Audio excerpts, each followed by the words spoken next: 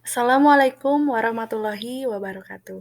Izin memperkenalkan diri, saya Putri Laupia Lestari dengan NIM 321 121 1004. Di sini saya akan sedikit menjelaskan mengenai macam-macam ikatan kimia organik serta contoh reaksi dari alkana, alkena, alkuna, yang mana untuk memenuhi salah satu tugas UTS mata kuliah kimia hidrokarbon yang diampu oleh Ibu Sari Purbaya. Selamat menyaksikan. Baik, yang pertama, apa sih kimia organik? Jadi, kimia organik adalah studi mengenai struktur, sifat, komposisi, reaksi kimia, serta pembuatan senyawa yang mengandung karbon dan sejumlah elemen lainnya. Nah, macam-macam ikatan kimia organik yaitu ada 4. Yang pertama, ikatan kovalen, yang kedua ikatan hidrogen, yang ketiga ikatan sigma, dan yang terakhir yaitu ikatan pi.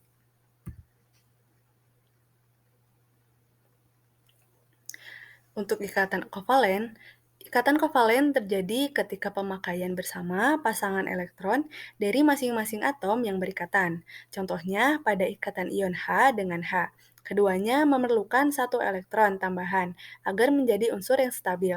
Oleh karena itu, kedua atom H meminjamkan dan menggunakan bersama-sama satu elektron. Yang kedua yaitu ada ikatan hidrogen. Ikatan hidrogen adalah sejenis gaya tarik-menarik antar molekul atau antar dipol-dipol yang terjadi antara dua muatan listrik parsial dengan polaritas yang berlawanan. Walaupun lebih kuat dari kebanyakan gaya antar molekul, ikatan hidrogen jauh lebih lemah dari ikatan kovalen dan ikatan ion. Yang selanjutnya yaitu ada ikatan sigma. Ikatan sigma adalah sejenis ikatan kimia kovalen yang paling kuat. Ikatan sigma dapat dijelaskan dengan jelas untuk molekul diatomik menggunakan konsep grup simetri.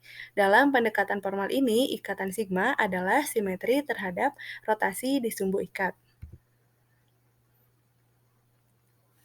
Dan yang terakhir yaitu ada ikatan pi. Ikatan pi adalah ikatan kimia kovalen yang dua cuping orbital atom yang berelektron tunggal bertumpang tindih dengan dua cuping orbital atom lainnya yang juga berelektron tunggal.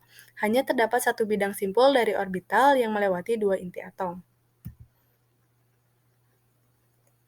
Baik, kita masuk ke yang selanjutnya yaitu ada contoh reaksi dari alkana, alkena, dan alkuna.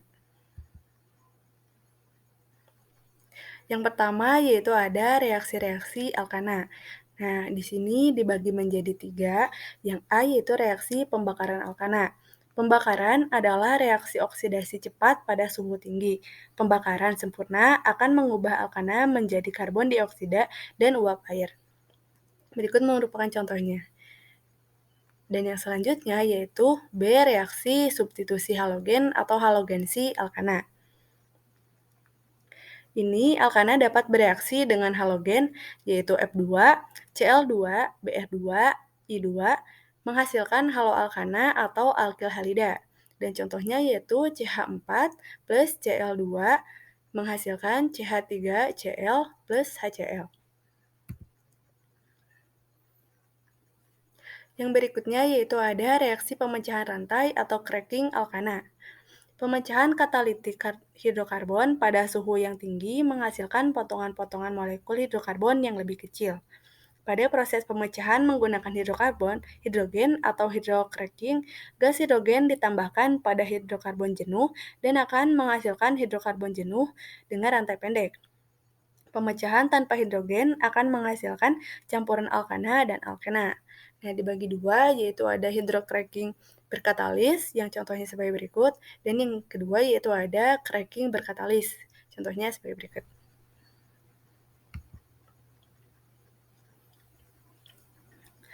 Selanjutnya, yaitu ada reaksi-reaksi alkana.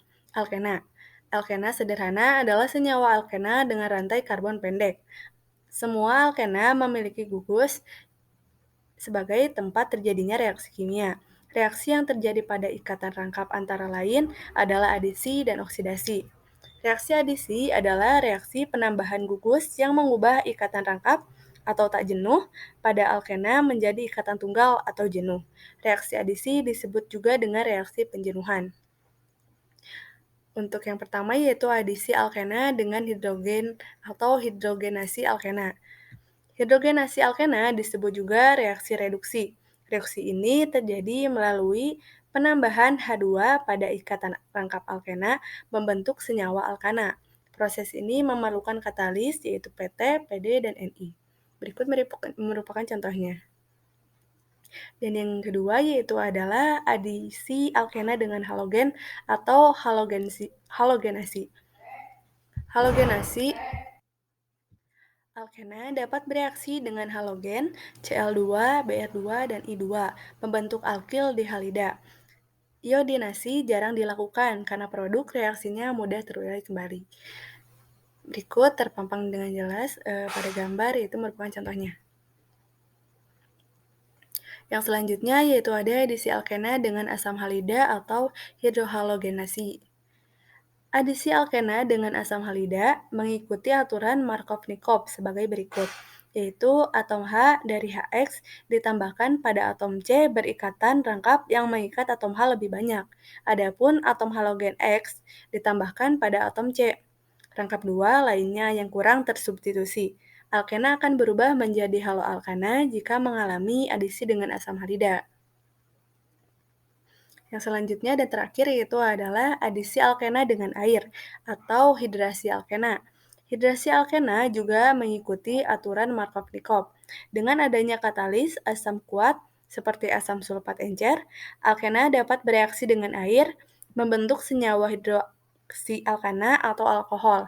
Dalam reaksi ini, atom H ditambahkan pada atom C, rangkap yang mengandung H lebih banyak dan gugus minus OH di mana ditambahkan pada atom C rangkap yang lainnya.